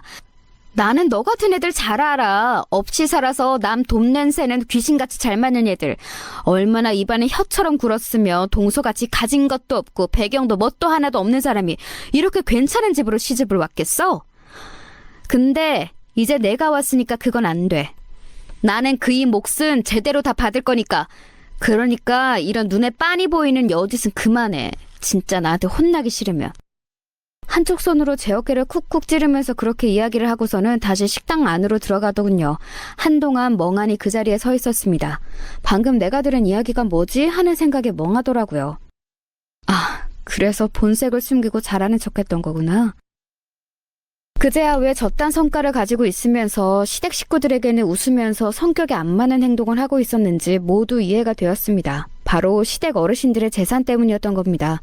저희 친정만큼 어마어마한 재산을 가지고 계신 건 아니지만 시댁에는 그래도 재산이 꽤 있는 편이었어요. 그러니까 큰아들 해외 유학이나 뭐다 다 부담 없이 지원해줄 수 있었던 거기도 할 거고요. 대기업 임원으로 정년을 마치신 시아버지는 아마 퇴직금만 해도 집 한 채 살 만큼은 거뜬히 받으셨을 겁니다. 지금 사시는 집도 굉장히 좋은 집이고 딱 봐도 어느 정도 사는 집 같은 느낌을 주긴 하는 집이긴 해요. 우리 부모님 이야기 들으면 기절하겠네. 기절하겠어. 제 집안을 모르긴 하는가 보다 생각했어요. 알면 저런 이야기를 할 수 있을 리가 없으니까 말입니다. 화가 난다기보다 그 검은 속내가 괘씸하고 제대로 알지도 못하면서 혼자 방방 뛰면서 난리를 치는 형님이 웃겼어요. 그래서 그날 집으로 가는 길에 오늘 있었던 일에 대해서 남편에게 말했습니다. 형님에 관해 이야기한 건 처음 있는 일이었어요. 진짜? 형수님이 그랬다고? 그럼 내가 그런 거짓말을 뭐하러 해? 아니, 당신이 거짓말을 했다는 건 아닌데 그렇게 생각하고 또 그런 말 할 수 있다는 게 너무 신기해서 나도 모르게. 남편도 정말 충격받은 듯 보였어요. 겉으로 보이는 모습에서는 그런 기운을 전혀 느낄 수 없었을 테니 어찌 보면 당연히 놀랄 수밖에 없긴 했겠죠. 그렇게 생각하고 말하는 사람이 있긴 하더라고. 제가 아까 받은 충격에 중얼거리듯 넋을 놓고 말했습니다. 어머니한테는 말하지 않는 게 좋겠지? 당연하지. 그런 이야기는 절대 하지 마. 그냥 우리끼리 이렇게 뒤에서 욕하고 말자. 남편은 그 뒤로 형님과 함께 만날 자리가 있으면 형님을 자세히 관찰하는 듯 하더군요. 그러고는 몰랐는데 어딘가 쎄한 구석이 있긴 하다며 제 편을 들어줬습니다. 그래서 기분 좋지 않게 자리가 끝나도 늘 웃으면서 집으로 돌아올 수 있었어요. 그리고 얼마 뒤에 언니를 만나러 언니가 다니는 병원이자 저희 아버지가 이사장으로 있는 그 병원에 가게 되었어요. 입구에서 알림판 같은 걸 빤히 보고 있는데 구내식당에서 사람을 구한다는 구인글이 있더라고요. 그걸 빤히 보고 있는데 뒤에서 언니 목소리가 들려왔습니다. 왜? 취직하게? 그럴까? 많이 심심한가 보네. 아까 이야기 안 했던 것 같은데 사실 제가 대학에서 식품영양학을 전공했었거든요. 물론 학점 맞춰서 되는 학교에 들어간 거라 학점이 좋지는 못했지만 말입니다. 전공 한번 살려봐? 네 이력서로서는 취직 못해. 우리 병원이 얼마나 빡센데. 여기 영양사들 다 학력 어마어마하다 너. 언니, 동생한테 너무 무자비한 거 아니야? 난 사실을 이야기한 거야, 사실을. 그렇게 웃으며 병원 안에 있는 커피숍으로 갔어요. 아, 네 형님이라는 그 쌤 이야기 좀 물어봤어. 뭐래? 병원에서는 잘한대? 아니, 성깔 더럽다던데? 밑에 애들이 죽으려고 한다고 많이 그러더라. 그리고 뭐 자기 시아버지가 엄청 부자라서 나중에 그 유산 다 물려받으면 의사고 뭐고 때려칠 거라는 둥 그런 소리도 하고 다닌대. 맨날 명품 구두다 옷이다 이런 거 입고 다닌다던데? 엄청나게 과시욕이 있는 것 같다고도 그러더라. 여기서도 세고 있구만. 그냥 너네 시부모님이랑 신랑한테만 잘하는 건가 봐. 재산 때문이겠지 뭐. 그게 그렇게 중요한가? 그 사람은 그런가 보지 뭐. 그렇게 이야기하며 커피를 쪼르륵 먹고 있는데 언니가 갑자기 놀란 듯 눈을 동그랗게 뜨며 어딘가를 손가락질 하더군요. 그래서 돌아보니 멀리서 형님이 다른 의사들과 걸어오고 있었습니다. 제가 재빨리 고개를 돌렸어요. 이참에 확 커밍아웃 해버려. 우리 병원이 우리 아빠 병원이다. 너 나한테 잘못 보이면 죽는다 하고. 초딩이냐 유치하게. 혹시나 저를 볼까 싶어 목소리도 작게 이야기하는데 딱 제 뒤에 저를 등지고 앉더군요. 그래서 본의 아니게 그들이 나누는 대화를 다 들을 수 있었습니다. 우리 시아버지가 그 기업 임원으로 계시다가 정년퇴직하신 거잖아. 와, 진짜요? 그 회사 임원들 월급이랑 인센티브 이런 거 장난 아니라던데 재산이 진짜 엄청나시겠어요. 나 처음에 시댁 집에 갔던 날 엄청나게 놀랐어. 집이 너무 좋아서. 와, 부럽다 진짜. 나도 물려받을 재산 많은 시부모님 있었으면 좋겠다. 처음에는 그이가 바보같이 동생한테 다 뺏길 짓만 하고 있길래 내가 정신교육을 얼마나 시켰는지 몰라. 그이 동생은 진짜 별 볼 일 없거든? 그래서 시부모님들한테 엄청나게 잘해. 나중에 한 푼이라도 더 받겠다 이거지. 근데 남편은 그런 거에 관심 없다는 듯 이래도 흥 저래도 흥이니까 내가 나서서 잘하는 수밖에. 그래도 큰아들은 먼저 챙기지 않을까요? 당연히 그래야지. 근데 동서라는 얘도 진짜 엄청 여우라서 신경이 좀 쓰여. 어떻게 여운데요? 착한 척이라는 척은 다 하고 해실해실 웃으면서 얼마나 시어머니한테 들러붙는지. 어차피 지도 다 돈 때문이면서 그런 거에 관심 없는 척하고 말이야. 진짜 재수없어. 제 말에 언니가 화가 난다는 듯 일어서려 했지만 제가 언니 손목을 잡았어요. 언니가 짜증이 난다는 듯이 다시 자리에 앉았습니다. 나 진료 시간 다 됐다. 나 먼저 가볼게. 곧 형님이 자리에서 일어서고 언니가 짜증이 잔뜩 묻은 목소리로 말했습니다. 와, 저거 진짜 짜증이 나네. 너 빨리 우리 집 이야기해. 그 돈 너한테는 푼돈이라고 완전 잘근잘근 밟아주란 말이야. 아이, 됐어 뭘. 그리고 언젠가 자연스럽게 알게 될 텐데 뭐. 그러면 자기만 더 부끄럽지. 제 말에 언니가 그건 또 그렇다며 고개를 끄덕이더군요. 물론 제 얼굴도 모르는 사람들에게 제 욕을 하고 다니는 거 화가 났지만 말입니다. 그리고 얼마 지나지 않아 저는 아버지 병원에 취직했어요. 사실 언니 말처럼 저는 학력이고 경력이고 그런 대형 병원에 영양사로 취직을 할 만큼 좋지는 않았지만 운이 좋았습니다. 마침 육아휴직을 가시는 영양사 한 분의 자리를 급하게 구해야 했거든요. 결혼이 생겨서 급하게 구한 거긴 하지만 그래도 일은 제대로 하셔야 합니다. 네, 열심히 하겠습니다. 그래서 부모님도 언니도 제가 구내식당에서 일한다는 사실을 아무도 몰랐어요. 병원이 워낙 크기도 하고 직원도 많아서 영양사분들이 한두 분이 아니셨거든요. 저는 경력도 없고 어느 정도 실습기간을 거치고 정식으로 일을 하기로 한 거라서 일단은 잡일을 주로 하긴 했습니다. 다른 영양사분들 일을 배우는 거나 아니면 일손이 부족하면 음식을 하고 배급하는 일들을 주로 했어요. 일하기 편하게 식당에서 일하시는 아주버님 분들이랑 같이 앞치마를 두르고 있으면 저도 그분들과 같은 일을 하는 사람처럼 보이긴 했습니다. 하지만 일하는데 그게 문제는 아니잖아요? 구내식당에서 아버지와 언니와 처음 마주쳤을 때 두 사람의 그 경악스러운 표정을 아직도 잊을 수가 없네요. 정말 웃겼는데 말입니다. 너 여기서 뭐하냐? 아가, 집에 힘든 일 있니? 아빠가 도와줘? 아버지는 아직도 저를 아가라고 부르셨거든요. 언니랑 저랑 나이 차이가 8살 정도 나는 누뚱이라 아직도 제가 아기처럼 보인다고 말씀하셨던 적이 있습니다. 일단 나중에 말해줄게요. 둘 다 나 그만 쳐다보고 식사부터 하세요. 그러고는 나중에 한 번쯤 내 손으로 돈을 벌어고 싶었다고 여기 영양사로 취직했다고 하니 언니는 왜 진작 말하지 않았냐고 한 소리를 했고 아버지는 저를 엄청나게 장하다는 듯 응원해 주셨습니다. 아이고, 우리 애기가 다 컸네, 다 컸어. 아빠, 저 결혼해서 애도 있는 애야. 내 눈에는 여전히 애야, 애. 그날 저녁에는 엄마한테까지 전화가 왔어요. 정말이지, 우리 가족도 유난이죠? 아무튼 그렇게 가족들에게 들킨 위기는 잘 넘겼습니다. 하지만 제가 한 가지 더 생각하지 못했던 게 있었어요. 생각하지 못했다기보다 깊이 생각하지 않은 거겠죠. 바로 그 병원에는 형님도 다닌다는 사실이었습니다. 하지만 다행인지 아닌지 형님인 구내식당에서 밥을 먹는 스타일은 아니었어요. 그래서 그런지 아예 마주치지 않았습니다. 그런데 그날은 사건이 터지려고 그랬던 건지 병원에 높으신 분들이나 거의 모든 의사가 구내식당에서 밥을 먹더라고요. 첫 타자는 병원장님이었습니다.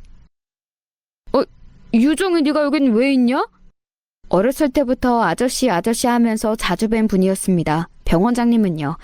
제가 병원에서 밥을 푸고 있으니 당연히 놀라셨겠죠. 아저씨, 쉿!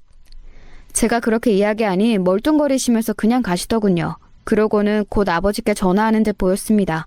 그러고는 이야기를 다 들으셨는지 멀리서 고개를 끄덕이셨어요. 그날 배급을 하면서 이 병원에 취직한 게 잘한 일이 아닌 것 같다는 생각을 처음으로 했습니다. 아는 얼굴이 생각보다 너무 많더라고요. 다들 아는 척을 해오는데 입 다물라고 말하는 것도 어느 순간 지치기 시작하더군요. 유정씨, 이 병원에 아는 사람이 왜 이렇게 많아? 나 한 번도 자기 뽑아달라는 청탁 같은 거 받은 적 없는데? 말 안 하고 혼자 취직한 거라. 부모님이 이 병원에서 일하세요? 누구신데?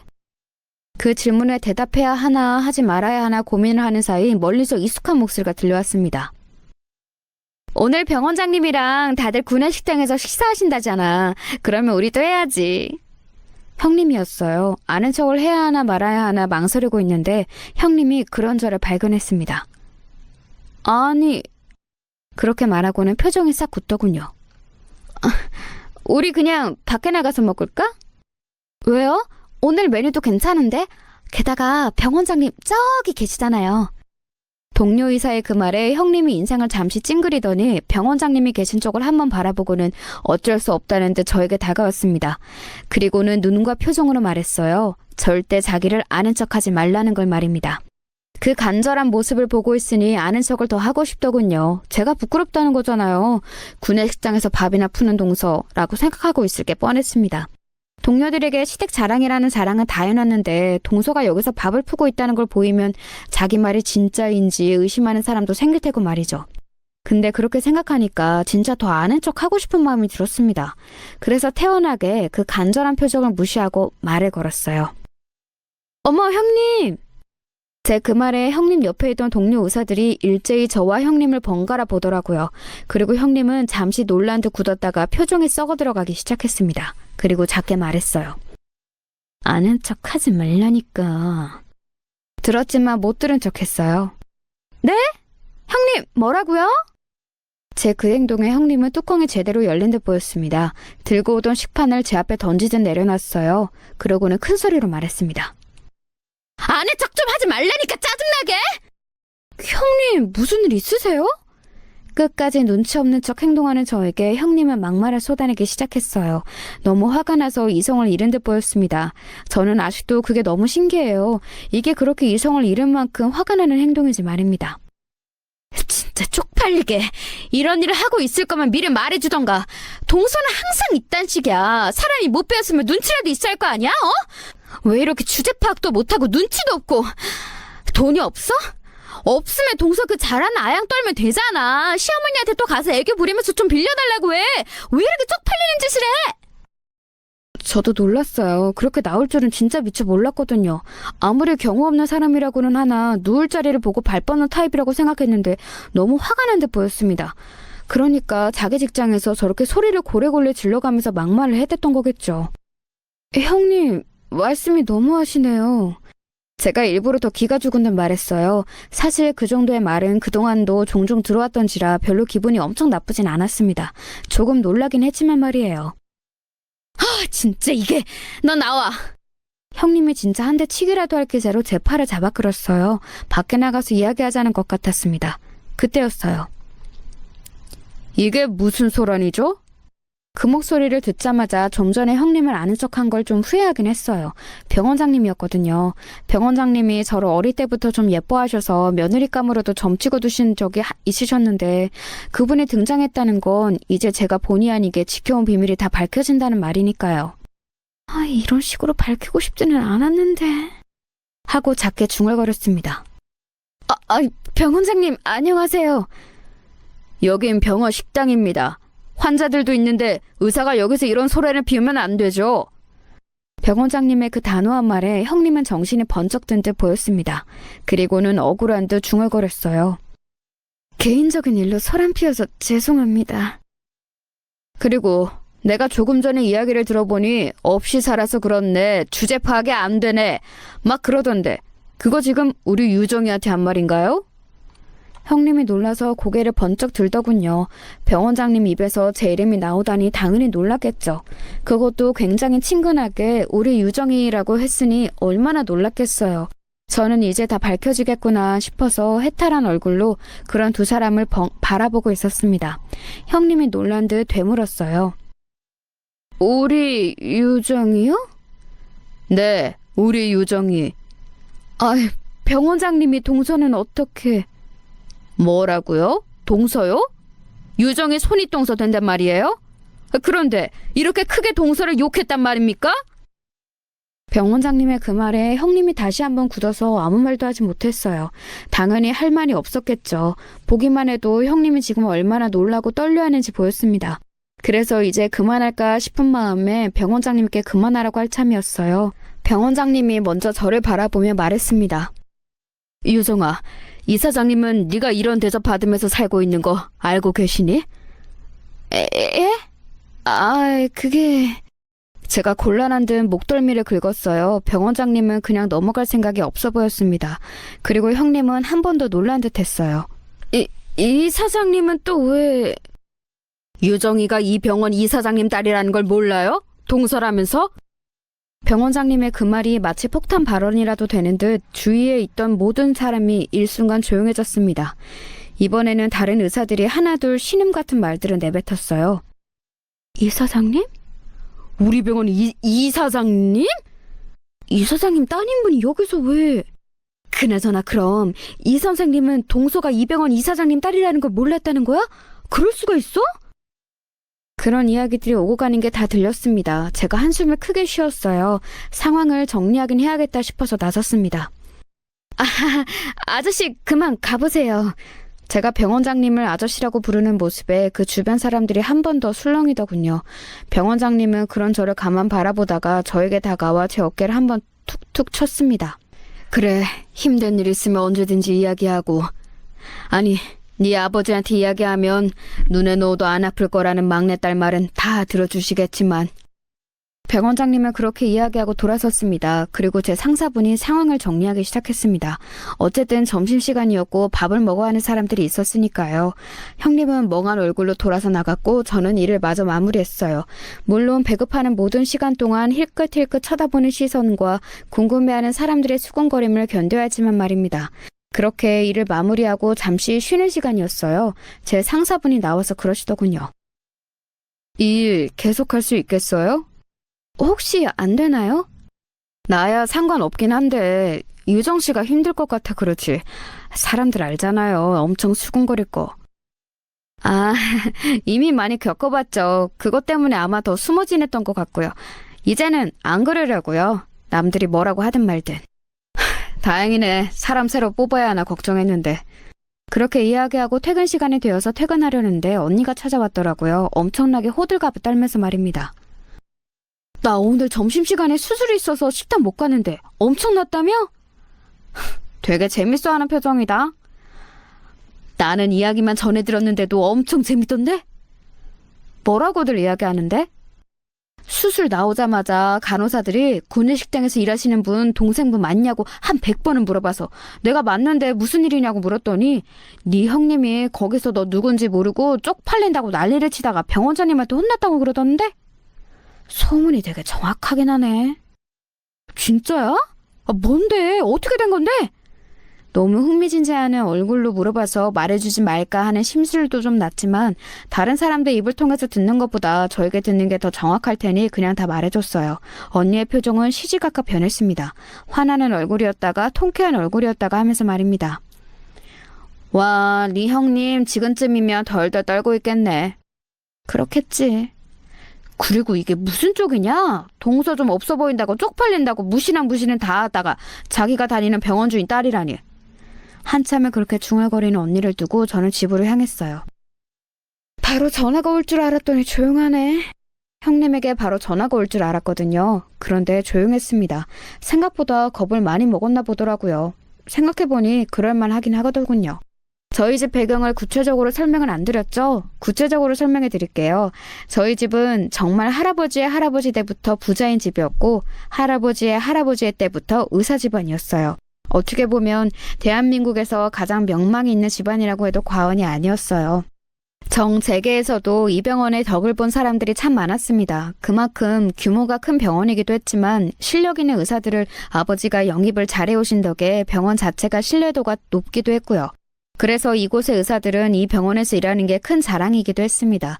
그만큼 경쟁률이 높아서 제가 처음 형님이 저희 병원에서 일한다고 해서 능력은 있는 사람이구나 했거든요. 아버지 댁에 들어서면서부터는 사회활동들도 많이 해서 존경도 많이 받았어요. 그런 대단한 집의 막내딸이었습니다. 제가 말이죠. 평소에는 그런 자각이 별로 없었는데 오늘 이런 일을 겪고 나니 한 번 더 장악하게 되긴 하더라고요. 그리고 집으로 돌아가서는 엄마와 아버지에게 돌아가면서 전화를 받았어요. 엄마는 어디서 어떻게 이야기를 전달받았는지 제가 엄청나게 구박받으면서 시집살이를 하는 줄 알더라고요. 그래서 동서만 그러는 거라고 이야기했어요.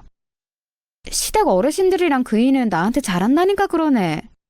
엄마는 그 소리 듣고 눈물이 다 나더라. 우리 딸 어디 가서 그런 대접 받을 리 아닌데. 혹시 무슨 일 있으면 꼭 엄마한테 이야기해야 해. 혼자 속 끓이지 말고. 엄마가 진짜 언제 어디든지 갈 테니까.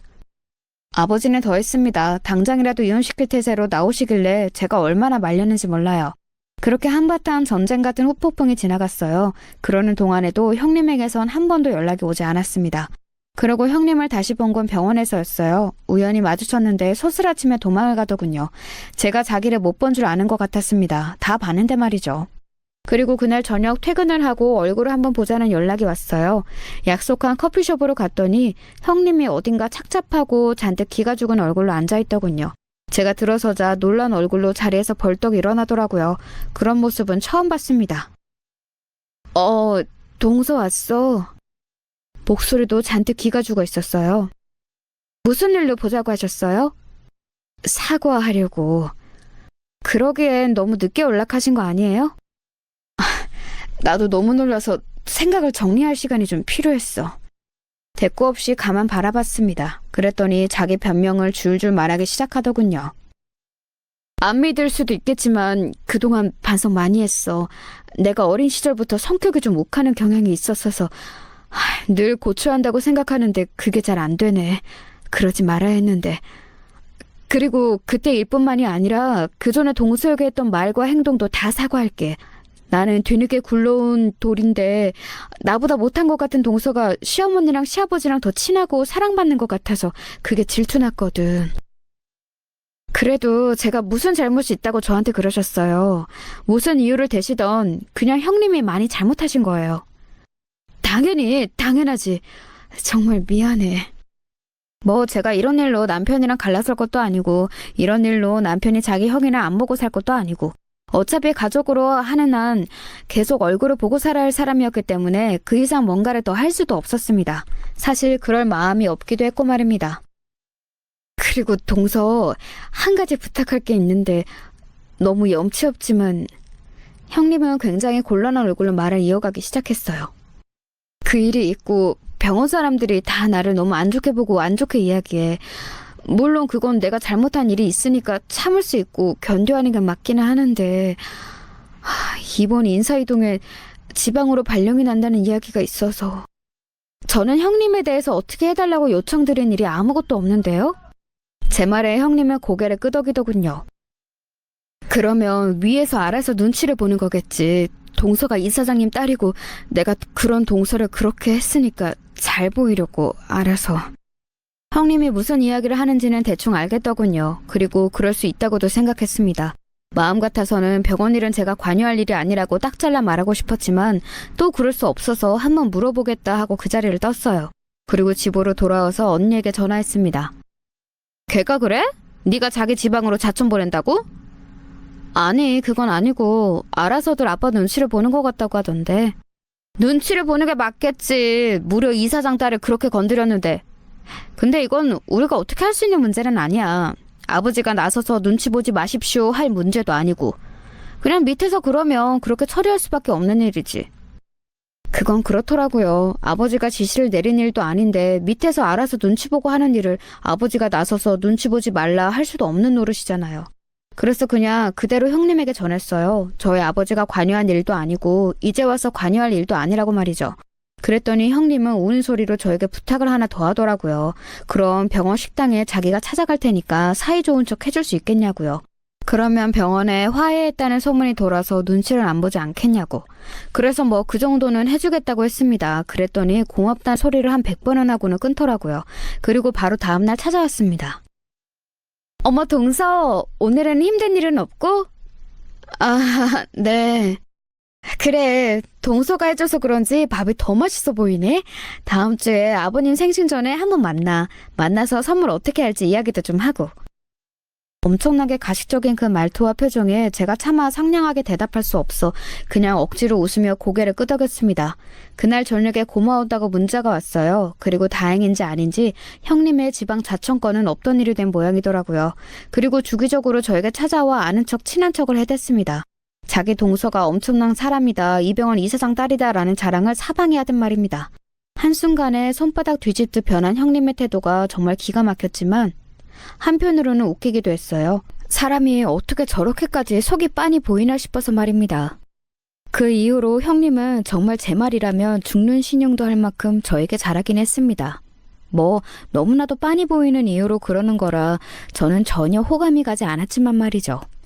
자꾸 밖에서도 자주 보자는 둥, 친하게 지내자는 둥 하면서 둘러붙는 통에 저는 형님과 그럴 생각이 없다고 한 번은 잘라 말한 적도 있어요. 그럼에도 불구하고 그녀는 포기하지 않았지만 말입니다. 너희 형님도 진짜 엄청난 사람이다. 그러게나 말이야. 언니나 저나 다 혀를 내둘렀어요. 저는 제 전임자분이 금방 육아휴직을 마치고 오셔서 다시 무직이 되었습니다. 뭐 살림하는 전업주부도 굉장히 의미 있는 일이긴 하죠. 가족의 안녕을 책임지는 자리이니까요. 하지만 한번 일을 시작해보니 재밌긴 하더라고요. 그래서 최근에는 다시 공부를 시작했어요. 언니가 한 번도 보지 못했던 모습이라고 놀리긴 하지만 말입니다. 제 이야기는 여기서 마무리할 것 같네요. 형님과는 그냥 그렇게 지내고 있어요. 저는 밀어내고 그녀는 저에게 계속 달라붙으면서 말입니다. 물론 저는 그녀가 원하는 대로 해줄 생각이 없지만요. 뒤에서는 또 제 이야기를 어떻게 하고 다닐지 알 수 없잖아요. 그리고 달라질 사람도 아니고. 남편에게 이야기했더니 너무 드라마 같은 이야기라며 사연을 한번 보내보라고 하더군요. 그래서 이렇게 사연을 보내게 되었습니다. 정말 이 이야기가 재미있는 이야기인지는 잘 모르겠지만 들으시는 분들이 재밌게 잘 들어주셨으면 좋겠네요. 아, 그리고 이 일을 겪으면서 한 가지 달라진 점이 있다면 저는 이제 다른 곳에 가서도 딱히 제 배경을 숨기지는 않아요. 무시당하기 싫어서라기보다는 자기보다 못하다는 생각이 되면 자기 아래로 깔아보는 사람들의 그 민낯을 보는 게 힘들어서 말입니다. 이제 진짜 제 이야기는 여기서 마무리할 것 같습니다. 저희 딸아이가 하원할 시간이 다 되었거든요. 한동안 엄마가 마중을 안 나오다가 요즘 다시 나가니 너무 좋아요. 이런 게 또 딸 키우는 즐거움인가 봐요. 긴 이야기 들어주셔서 감사합니다. 날씨가 추운데 감기 조심하세요.